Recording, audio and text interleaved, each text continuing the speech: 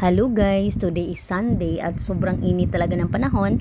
Kaya ayan, bumili ako dyan ng avocado shake at syempre tinikpan ko na guys. Ayan, napakasarap talaga ng lasa guys.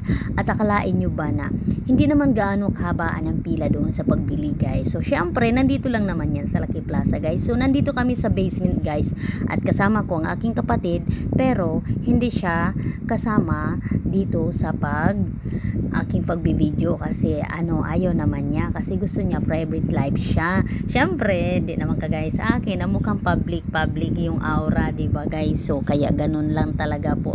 So ayan na nga, sinipsip ko na ng sinipsip. Ang sarap po talaga ng lasa.